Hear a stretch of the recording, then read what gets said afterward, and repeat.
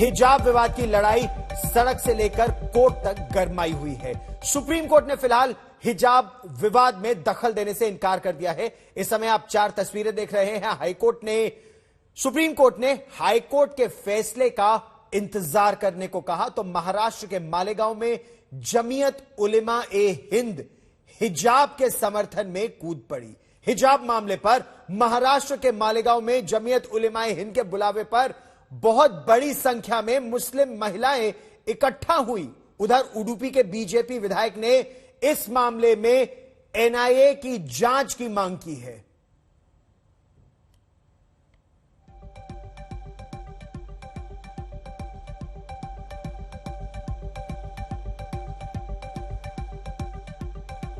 तस्वीर आप इस समय देख रहे हैं, ये शहर शहर प्रदर्शन की तस्वीरें हैं। ये जो महिलाएं आप देख रहे हैं, ये हिजाब के पक्ष में रैली कर रही हैं, विरोध कर रही हैं। लेकिन प्रश्न यहां ये उठता है, हिजाब पर कहीं प्रतिबंध नहीं है पूरे भारत में, केवल शिक्षण संस्थानों में जहां पर एक यूनिफॉर्म कोड है वहां यूनिफॉर्म कोड लागू किया जाएगा, ऐसा कहना है। हिजाब पर विवाद की फैलती आग में कई नए शहर अब धीरे धीरे झुलसने लगे हैं। महाराष्ट्र के मालेगांव की हमने बात की, जहां मुस्लिम महिलाओं ने पाबंदी के खिलाफ प्रदर्शन किया, तो जम्मू में स्कूल यूनिफॉर्म के समर्थन में आवाज बुलंद की गई। अल्लाह के नबी के जरिए नबी की बीवियों को दिया गया। हिजाब पर विरोध प्रदर्शन का दायरा शहर दर शहर बढ़ता ही जा रहा है। वो नाबीना थे, तुम तो नाबीना नहीं थे ना।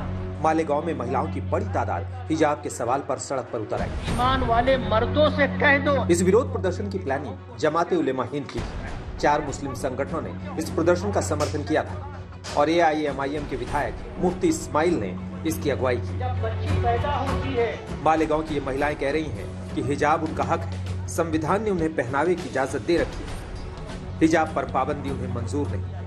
पाबंदी तो कर्नाटक में लगाई गई, लेकिन डर और खतरा महाराष्ट्र के मालेगांव तक पहुंच गया। आज मालेगांव में हिजाब दिवस मनाया जा रहा है। हिजाब के तौर पर मनाने का एक गुजारिश की है, एक ऐलान किया है और उसका बैकग्राउंड ये है कि हमारे शहर की और जहां तक हमारी आवाज जाती हो वहां तक हर मुसलमान औरत पर्दे के साथ रहे, बेपर्दा अपने घर के बाहर ना निकले, ताकि लोगों तक ये पैगाम जाए कि पर्दा हमारी शरीयत का हुक्म है और हमारा ये आईनी हक है, कोई हमसे ये हक छीन नहीं सकता। इस विरोध में हिजाब का ही हिसाब नहीं हो रहा है। हिजाब पर पाबंदी के विरोध में विरोध हो रहा है तो पाबंदी के समर्थन में भी आवाज उठ रही है। जम्मू में डोगरा फ्रंट ने मोर्चा खोल दिया है। डोगरा फ्रंट को स्कूलों और कॉलेजों में धार्मिक परिधानों पर आपत्ति है। इस प्रदर्शन के जरिए ये संदेश है कि धार्मिक परिधानों का विरोध होगा। इस समय जम्मू में आप देख सकते हैं कि डोगरा फ्रंट के कार्यकर्ता हिजाब विवाद को लेकर प्रदर्शन कर रहे हैं। ये कह रहे हैं कि जो शैक्षिक संस्थान है वहां पर न तो हिजाब की अनुमति मिलनी चाहिए, न तो किसी भगवा झंडे की इजाजत मिलनी चाहिए। इनका कहना है कि जो शैक्षिक संस्थान है वहां पर लोग पढ़ने जाते हैं, बच्चे पढ़ने जाते हैं और वहां पर राजनीतिकरण नहीं होना चाहिए। यहाँ पर आप देख सकते हैं कि प्रदर्शन हो रहे हैं। ये कह रहे हैं कि हाथ में किताब होनी चाहिए न कि हिजाब, यानी कि हिजाब को लेकर जो विवाद है वो इस समय गहरा रहा है। समूचे देश में इस समय इसको लेकर विवाद हुआ है और यहाँ जम्मू की सड़कों पर भी आप देख सकते हैं कि प्रदर्शन चल रहे हैं। कर्नाटक से शुरू हुआ ये विवाद तेजी से आगे फैल रहा है। हिजाब के समर्थन और विरोध में खुलकर प्रदर्शन हो रहे हैं। आपको हम लगातार वो तस्वीरें दिखा रहे हैं कि कैसे विवाद का ये सिलसिला तेज हो रहा है। हैदराबाद का माहौल सबसे ज्यादा गर्म है।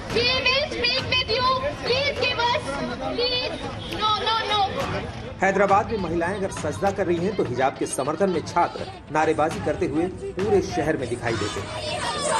संघर्ष करेंगे, जीतेंगे, इस बार नहीं हम छोड़ेंगे, हिजाब हमारा हक है। कर्नाटक में हिजाब बैन के विरोध में हैदराबाद के कॉलेजों में प्रदर्शन की झड़ी लग गई है।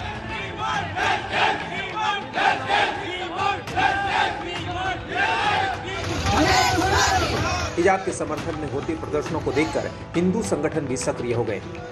आपके सामने पुणे की तस्वीर है, जहां पर केसरिया साड़ी पहन महिलाओं ने यात्रा निकाली।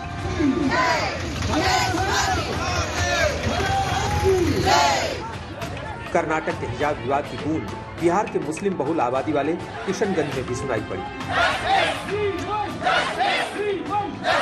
हिजाब के समर्थन में मुस्लिम छात्राओं ने शहर में जुलूस निकाला और नारेबाजी की।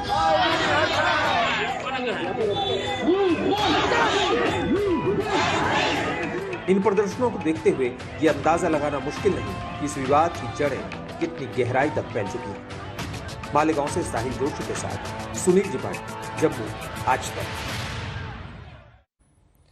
और हिजाब पहनने पर ये जो तनातनी है ये अलीगढ़ मुस्लिम यूनिवर्सिटी में भी दिखी। यहां पर छात्र विरोध में सामने आए। हमारी संवाददाता ऐश्वर्या पालीवाल ने कुछ छात्राओं से बात भी की, छात्र छात्राओं से। देखिए ये रिपोर्ट। जो हिजाब कंट्रोवर्सी कर्नाटका में शुरू हुई थी वो बाकी राज्यों में भी अब धीरे धीरे करके सामने नजर आने लगी है। अगर अलीगढ़ मुस्लिम यूनिवर्सिटी की बात करें तो कई सारी महिलाएं यहाँ पे अपनी बात रखने आई हैं। यहाँ पे महिलाओं का कहना है कि हिजाब उनका कॉन्स्टिट्यूशनल राइट है, उन्हें हिजाब पहनने से कोई नहीं रोक सकता है। महिलाओं का ये भी कहना है कि यहाँ पे वो आई हैं अपनी बात रखने के लिए, कोई कंट्रोवर्सी नहीं चाहती हैं। लेकिन कहीं ना कहीं जिस तरीके की हरकतें कर्नाटका से सामने आ रही हैं उससे यही पता चल रहा है कि लोग चाहते हैं कि ये जो कंट्रोवर्सी है इससे जिस तरीके की एक दहशत महिलाओं के दिल में आई है, जो हिजाब पहन के बाहर निकलती हैं, वो दहशत कम होनी चाहिए। एक तरफ देखने को मिल रहा है कि लड़के भी यहाँ पे अपना सपोर्ट दिखाने के लिए सामने आए हैं और दूसरी तरफ महिलाएं और लड़कियां जो यूनिवर्सिटी में पढ़ती हैं वो भी सामने आई हैं। इन्हीं से जानते हैं कि ये चाहते क्या हैं। आप लोग प्रोटेस्ट कर रहे हैं, मेन मुद्दा क्या है आपका? देखिए, मैं शुरू से शुरू करना चाहूंगी। मुद्दा कहाँ से शुरू हुआ हम वहाँ से बात कर लेते हैं। सबसे पहले ये कुछ लड़कियों का इशू था जिनको रोका गया उनके हिजाब के बेसिस पे कि वो स्कूल में एंटर नहीं कर सकती।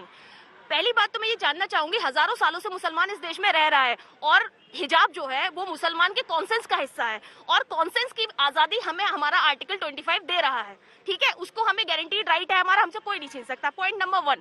पॉइंट नंबर 2 इज दैट कि आपने कभी नहीं रोका, आपको कभी कोई प्रॉब्लम नहीं हुई है। सडनली आपको क्या हुआ हिजाब से? क्या जैसे उस बच्चे को हैरेस किया गया है, 50-60 गुंडे मैं उनको कहूंगी कि उनकी मतलब ऐसे लिंचिंग टाइप की उसकी लड़की की होने जा रही थी। अगर एडमिनिस्ट्रेशन बीच में नहीं आता तो उस बच्ची का क्या होता? उसको रोका गया, हमें उस चीज से डर लग रहा है। आज उसको रोका जा रहा है, हमें भी तो कल रोका जा सकता है। हमें भी रोका जा सकता है, कल कहीं भी किसी सड़क पे भी हमें रोका जा सकता है। कल हम भी पढ़ने आए और हमें से भी लड़के इस तरीके से बदतमीजी करें तो हमें भी रोका जा सकता है। क्या आपको ऐसा लगता है कि जो एक इन्फ्रिंजमेंट है वो हो रहा है आप लोगों के साथ, कि मना किया जा रहा है कि ये मत पहनिए? यस, बिल्कुल फोर्सफुली इंस्टीट्यूशंस के अंदर आप भी जानते हैं और हम भी जानते हैं। हम कभी यहाँ पे इस चीज के लिए खड़े हुए ही नहीं कि हमें अपनी पर्सनल आइडेंटिटी को सेव करना है, लेकिन आज इस मौजूदा सरकार ने समाज के अंदर इतना ज्यादा जहर घोल दिया है कि हमें अपने पर्सनल आइडेंटिटी पर हमें अपने आप को रोकना पड़ रहा है और हमें उसके लिए आवाज उठानी पड़ी है। कई सारे लड़के भी आए थे, आप लोगों का क्या कहना है इस मामले में? आप सपोर्ट करने आए हैं बहनों को? देखिए, हम आए यहाँ असल में कर्नाटक के अंदर जो मसला है सबके सामने है। हम उस लड़की के लिए हिमायत में आए जो मुस्कान, एक हमारी बहन जो 500,000 की भीड़ को जो उसे टारगेट करते हैं, उनके सामने तनहा रहकर नारे तकबीर अल्लाहू अकबर का नारा लगाती है। तो वो इस बात का सबूत देती है कि वो इस्लाम मजहब से ताल्लुक रखती है और इस्लामिक पॉइंट ऑफ व्यू से वो चलती है। लिबास उनका जो है वो नकाब है, अबाया है, तो उसको टारगेट करने की उसकी कोशिश की जा रही है। उसके जवाब में वो नारे तकबीर अल्लाहू अकबर का नारा लगाती है। तो हम मुस्कान की हिमायत में आए। प्रश्न अदालत के सामने यह भी है कि क्या हिजाब इस्लाम के लिए सेंट्रल है या स्कूल के नियम स्कूल के लिए सेंट्रल है?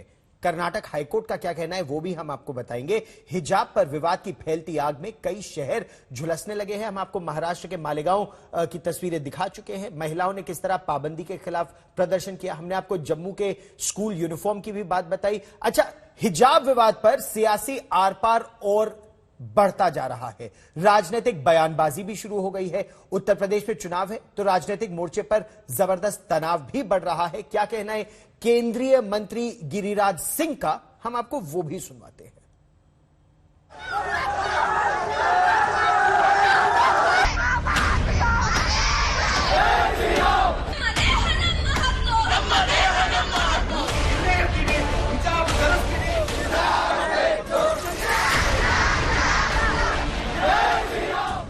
जैसे हिजाब नहीं हक की लड़ाई का हथियार हो, कर्नाटक से एक विवाद की चिंगारी भड़की और देखते ही देखते शोला बनकर पूरे देश को लपेटे में ले लिया।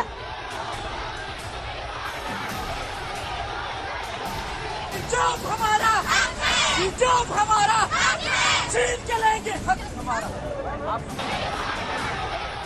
सवाल पहनावे का था और लड़ाई धर्म और अधिकार की बन गई। हिजाब पर कर्नाटक हाईकोर्ट के अंतरिम आदेश से बात नहीं बनी। कुछ छात्र संगठन और कुछ सियासी नेताओं ने सुप्रीम कोर्ट का रुख किया, लेकिन सुप्रीम कोर्ट ने फिलहाल इस मामले में दखल देने से इनकार कर दिया है। इस मसले पर सुनवाई करते हुए मुख्य न्यायाधीश ने कहा, अभी हाईकोर्ट को सुनवाई करने दिया जाए। हम सभी नागरिकों के मौलिक अधिकारों के संरक्षण के लिए बैठे हैं। समुचित समय आने पर हम सुनवाई करेंगे।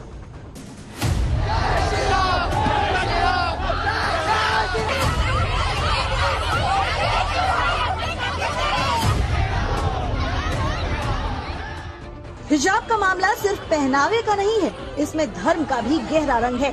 विरोध प्रदर्शनों की इन तस्वीरों से ये साफ हो गया है कि ये मामला अब मजहबी चोला धारण करने लगा है, यानी मसला संजीदा हो रहा है। इसलिए सबसे बड़ी अदालत जल्दबाजी नहीं करना चाहती। उधर कर्नाटक हाईकोर्ट का विस्तृत आदेश भी सामने आया है। हाईकोर्ट के आदेश में साफ है, धार्मिक पहनावे पर पाबंदी सभी धर्मों के लिए है। हिजाब, केसरिया शॉल, स्कार्फ, मजहबी झंडा, सब पर पाबंदी होगी। आदेश उन्हीं संस्थानों के लिए है जहां कॉलेज विकास समिति का आदेश है। कर्नाटक हाईकोर्ट ने साफ साफ कहा कि इस मसले पर विस्तार से और गहराई से सुनवाई करने की जरूरत है। कोर्ट ने कहा कि सबको अपनी मर्जी से मजहब चुनने और उसके मुताबिक चलने का अधिकार है, लेकिन ये अंतिम नहीं है।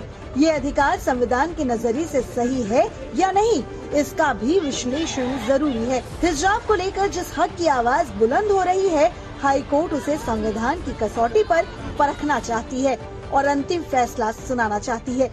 दिल्ली से संजय शर्मा के साथ आज तक ब्यूरो। कर्नाटक हाईकोर्ट ने अपने अंतरिम आदेश में साफ कर दिया है कि जब तक फैसला ना आ जाए तो स्कूल जाने वाली छात्र छात्राएं वो ना हिजाब पहनेंगे ना गेरुए रंग का स्कार्फ। जो स्कूल के नियम है उन नियमों का पालन होगा। लेकिन राजनीति तो गर्मा ही गई है इस पूरे मुद्दे पर। आइए हम आपको दिखाते हैं किस तरह राजनीति हो रही है। जब कोर्ट ने प्रतिबंध लगा दिया, ये कट्टरपंथी पूरे देश में, उत्तर प्रदेश अलीगढ़ से लेके आजमगढ़, सारे जगह, जौनपुर, आजमगढ़, महाराष्ट्र, मालेगांव, पूरे दिल्ली, ये क्या है? ये सोची समझी रणनीति है। PIF जैसी संस्था जिस पर कहीं केरल ने रोक लगाई है, और ये लोग जानबूझ करके पूरे देश में भारत को बदनाम करने की कोशिश कर रहे हैं। पाकिस्तान की एंट्री हो गई। आज इसीलिए देश में जरूरत है एक देश एक कानून, कॉमन सिविल कोड होनी चाहिए। पाकिस्तान जो है वो विविधता में एकता वाला देश है। हम यूनिटी इन डाइवर्सिटी वाले देश हैं। विविधता में एकता भारत की विशेषता, ये कहा जाता है भारत के बारे में। यहाँ अलग अलग जातियों, अलग अलग धर्मों, अलग अलग भाषाओं को मानने वाले लोग हैं। उनके परिधान भी अलग अलग हैं। आप नॉर्थ ईस्ट में जाएंगे, वहाँ के लोग अलग तरह का कपड़ा पहनते हैं। आप साउथ में जाएंगे, वहाँ के लोग अलग तरह का कपड़ा पहनते हैं। आप राजस्थान में जाएंगे, वहाँ के लोग अलग तरह का कपड़ा पहनते हैं। आप यूपी बिहार में जाएंगे, वहाँ अलग तरह का कपड़ा पहनते हैं। आप पंजाब जाएंगे, वहाँ अलग तरह का कल्चर है, कपड़ा है। आप बंगाल जाएंगे, उड़ीसा जाएंगे, वहाँ अलग तरह का कपड़ा कल्चर है। आप कौन होते हैं ये तय करने वाले, कौन क्या पहनेगा नहीं पहनेगा? आप कौन है भाई? आप कौन है? किसने आपको अधिकार दिया? क्या इस देश के संविधान ने आपको ऐसा अधिकार दिया है? देश भर में हिजाब को लेकर जिस तरह से विरोध प्रदर्शन और राजनीति आगे बढ़ी है, उससे उत्तर प्रदेश के चुनाव में भी इस मुद्दे को लेकर अचानक गर्मी आ गई है। तमाम राजनीतिक दल अपने अपने हिसाब से हिजाब को लेकर दांव चल रहे हैं। अगर वो मुस्कान नहीं होती, अगर लक्ष्मी होती, तब भी मैं तारीफ करता हूं उसकी। किसी का अधिकार नहीं है कि वो एक महिला को कहे कि तुम ये पहनो। उत्तर प्रदेश के चुनाव में हिजाब पर हर पार्टी का अपना हिसाब किताब है।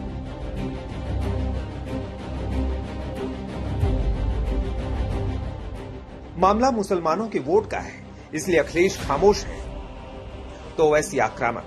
अभी हमारे सामने एक बहन मीडिया की आई थी, उन्होंने आकर पूछा कि भाई ये क्यों बुर्का निकाब आप लोग पूछते, बोला मैडम मैं आपसे क्या कह रहा हूं, आप नहीं पहने तब भी मैं आपसे बात कर रहा हूं ना।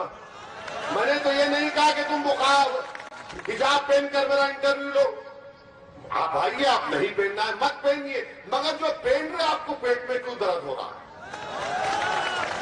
आपके पेट में क्यों दर्द हो रहा है, ये बीजेपी के पेट में क्यों दर्द हो रहा है, आपको दर्द हो रहा है आपको।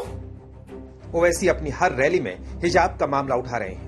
यूपी चुनाव में अब तक धमक दिखाने में नाकाम रहे ओवैसी इस मुद्दे को पूरी तरह भुना रहे हैं। हम पाकिस्तान के लोगों से कहेंगे इधर मत देखो, उधर ही देखो, तुमको तुम्हारे पास बलूचियों का प्रॉब्लम, तुम्हारे पास क्या क्या झगड़े है, तुम उसको देखो, ये देश मेरा है, तुम्हारा नहीं है, हमारे घर का मामला। आप इसमें अपनी टांग या अपनी नाक मत अड़ाओ, जख्मी हो जाएंगी तुम्हारी टांग और नाक। मुसलमानों की हिमायत की सियासत करते रहे ओवैसी ने हिजाब के मुद्दे को तेजी और ताकत से लपका, लेकिन चुनावी नफा नुकसान का आकलन करने के बाद अखिलेश ने अब तक खुद को इस विवाद से दूर ही रखा है। उसमें नहीं, अभी केवल हम उत्तर प्रदेश को देख रहे हैं। उत्तर प्रदेश का चुनाव महत्वपूर्ण है। ये चुनाव भाईचारा बनाम भारतीय जनता पार्टी है। अखिलेश से ये सवाल बार बार पूछा जाता है, लेकिन हर बार वो सवाल का जवाब देने से कन्नी काट लेते हैं। उत्तर प्रदेश के चुनाव में हर पार्टी हिजाब के सवाल पर अपने अपने हिसाब से बैटिंग कर रही है। इसमें ओवैसी अखिलेश आगे हैं तो प्रियंका गांधी भी पीछे नहीं है। देखिए, एक महिला का अधिकार है, वो बिकिनी पहनना चाहे, वो हिजाब पहनना चाहे, वो घूंघट लगाना चाहे, वह साड़ी पहनना चाहे, वह जीन्स पहनना चाहे, इसमें कोई राजनीति की बात नहीं है, ना होनी चाहिए।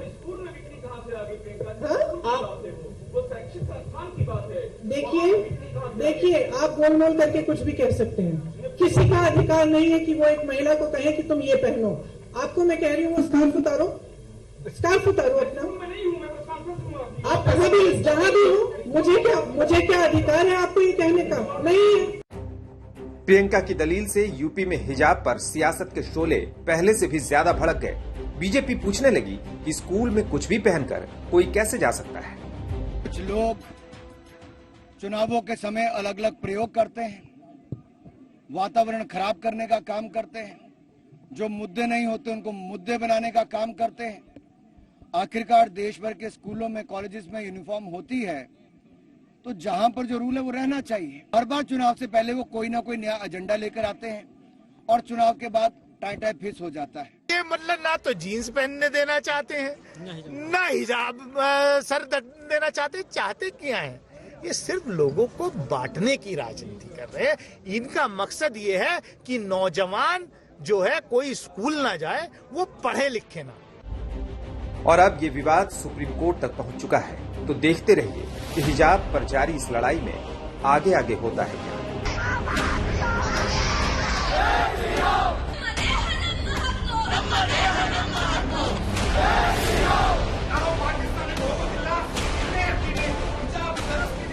मुजफ्फरनगर से चित्रा त्रिपाठी के साथ कुमार अभिषेक, कैराना, आज तक। 5 ही साल में उत्तर प्रदेश, ये सपा सपा उत्तर प्रदेश को देश की 7वें नंबर की अर्थव्यवस्था छोड़कर गए थे। कौन से नंबर की? भाई मोटा भाई करे बगैर मैं बोलता हूं वो बताओ। अखिलेश 7वें नंबर की अर्थव्यवस्था छोड़कर गए थे। कौन से नंबर की? जोर से बोले, कौन सी? अब 5 ही साल में मोदी जी और योगी जी ने उत्तर प्रदेश को 7वें नंबर से दूसरे नंबर पर लाने का काम कर दिया है। 5 ही साल में और एक 5 साल दे दो, हम उत्तर प्रदेश को देश की नंबर 1 अर्थव्यवस्था बनाएंगे मित्रों, 1 नंबर पर ले जाने का। और बरेली से हम आपको सीधे लिए चलते हैं गोवा, सुनते हैं कांग्रेस नेता राहुल गांधी को। We have done the calculations. There is no issue with getting hold of this money as far as employment is concerned. My focus today here, right, is about the Goa election. I'm not going to fall into your trap of getting distracted by issue A and issue B. I'm very clear. I've come here to have a conversation with the people of Goa. This is about the future of the people of Goa. This is about employment. This is about tourism. This is about not turning Goa into a coal hub. This is about the environment. And that is what I'm going to discuss here. I am Prajakta Joshi. One minute. About the second question on the hijab. I said I'm not going to get into a conversation that is going to, one second. I'm not going to get into a conversation that is going to distract the people of Goa. Unnao में एक दलित बेटी के अपहरण के 2 महीने बाद उसकी लाश मिली। मां 2 महीने तक थाने थाने पुलिस के आगे चक्कर लगाती रही, लेकिन उसे कोरे आश्वासन के अलावा कुछ नहीं मिला। मां का आरोप साफ है, कसूरवार समाजवादी पार्टी के एक बड़े नेता का बेटा है। इसीलिए ऊंचे रसूख के चलते पुलिस ने इस मामले की तफ्तीश नहीं की, हाथ डालने से बचती रही और आखिरकार उसकी बेटी को जान गंवानी पड़ी। मां जिस बेटी को 2 महीने से गांव के कोने कोने में तलाश रही थी, वो इस गड्ढे में दबी पड़ी थी लाश बनकर। आश्रम के नाम पर खड़ी एक रईसजादे की 3 मंजिला कोठी का पिछवाड़ा एक दलित की बेटी का कब्र बन गया। गुरुवार को जब इस जगह पर खुदाई शुरू हुई तो लड़की के नाम पर जो मिला वो इस प्लास्टिक के बैग में बंद करके रख दिया गया। मां का दिल ये सोच सोच कर फटा जा रहा है कि वो पहले भी इस कोठी में बेटी को तलाशने आई थी। अगर तब पुलिस ने साथ दिया होता तो उसकी बेटी आज जिंदा होती। हम पहले प्रेम नारायण दीक्षित को लेके आए थे, पूरा आश्रम खोल के दिखा दिया। ये कोठी जो 3 मंजिल की नहीं दिखाई, कहने लगे इससे कोई मतलब नहीं है, ये इस पे चल रहा मुकदमा और इसी में मेरी लड़की बंद थी। हमने दरोगा जी को फोन किया, प्रेम नारायण दीक्षित को फोन नहीं उठाया, स्विच ऑफ कर लिया फोन। अगर ये आ जाते मेरे साथ में तो मेरी लड़की जिंदा मिल जाती। मामला उन्नाव का है। यह कोठी इलाके के रसूखदार राजोल सिंह की है। राजोल सिंह पर आरोप है कि उसने 8 दिसंबर को गांव की दलित लड़की को अगवा किया। इसी कोठी नुमा आश्रम में उसे बंधक बनाकर रखा। राजोल सिंह के पिता फतेह बहादुर सिंह समाजवादी सरकार में मंत्री थे। ऊंचे रसूख के चलते पुलिस ने राजोल सिंह पर सख्त एक्शन नहीं लिया और आखिरकार उसी की कोठी के बाहर से कल अगवा लड़की की लाश बरामद हुई। किसी ने कोई सुनवाई नहीं की, यही कहा कि तुम्हारी लड़की बालिक है, कहीं भाग गई हो कि आ जाएगी, बयान करेगी। कौन कह रहा था ये? जितने अधिकारी हैं, सीओ, इंस्पेक्टर, सबने यही कहा। एसपी साहब से 1.5 महीने तक हमसे मिलने नहीं दिया, कहे तुम्हारी लड़की बालिक है, किसी के साथ में गई होगी तो आ जाएगी, बयान करेगी आके। और सीओ साहब यही कहते रहे कि जैसे हमें पता चलेगा हम बताएंगे। बेटी की तलाश करती मां को जब पुलिस से कोई उम्मीद नहीं मिली तो वो 24 जनवरी को समाजवादी पार्टी अध्यक्ष अखिलेश यादव से गुहार लगाने लखनऊ पहुंच गई। उसे उम्मीद थी कि अखिलेश यादव के दबाव से उसकी बेटी उसे वापस मिल जाएगी।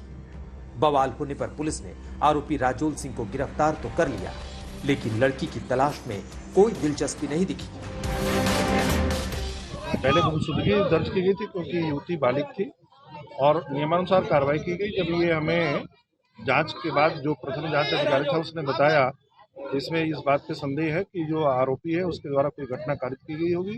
मोहित के आधार पर इसको अभियोग में पंजीकृत करके और इसमें आगे की कार्रवाई की गई और उसी विवेचना के क्रम में आज यहाँ पे डेड बॉडी बरामद हुई। हालांकि लाश मिलने के बाद लड़की की मौत की वजह तय करने में जरूर पुलिस ने तेजी दिखाई। 3 डॉक्टरों की टीम ने युवती का पोस्टमार्टम किया है। पोस्टमार्टम रिपोर्ट में लड़की की मौत की वजह गर्दन दबने से बताई गई है। शव की गर्दन की हड्डी टूटी हुई है। शव के सिर पर चोट के 2 निशान हैं। पोस्टमार्टम रिपोर्ट के मुताबिक लड़की के साथ मारपीट भी की गई थी। पूरे मामले में जितना गुनाह लड़की को मारने वाले का है, उससे कम पुलिस का भी नहीं लगता। लड़की की मां जब बार बार पुलिस के सामने गुहार लगाने जाती थी तो पुलिस वाले अपनी ड्यूटी करने की बजाय बेटी के नाम पर ब्लैकमेलिंग की तोहमत लगा देते थे। इंस्पेक्टर कहने लगे तुम्हारा जरिया पैसे कमाने का, उससे पैसा तुम मांग रही हो, 4 लाख लड़की तुम्हारे पास है और मेरा बच्चा मेरे पास होता तो हम क्यों इधर उधर घूमती है, कोना कोना छोड़ दिया। किसने कहा था ये? इंस्पेक्टर। मामले ने सियासी रंग भी ले लिया है। दलित बेटी की ऐसी निर्मम हत्या पर मायावती बिफर पड़ी है तो विपक्ष पुलिस के जरिए योगी सरकार पर हमलावर है। इस पूरे मामले में जांच करा के जहां जहां वो उनकी मां गई रही हो, जिन जिन अधिकारियों से उन्होंने गुहार लगाई और कार्रवाई नहीं हुई, उनकी भी जांच कराइए, उन पे भी कार्रवाई कीजिए। कौन रोक रहा है आपको? इस पे कार्रवाई होनी चाहिए और सख्त से सख्त कार्रवाई होनी चाहिए। इस मामले में कई सवाल अब भी अनसुलझे हैं। मसलन लड़की के अपहरण का मकसद क्या था? क्या अपहरण के अपराध पर पर्दा डालने के लिए हत्या की गई या फिर इस खौफनाक कहानी में कोई और राज भी अभी दफन है? उन्नाव से विशाल सिंह चौहान और अभिषेक मिश्रा के साथ आज तक ब्यूरो।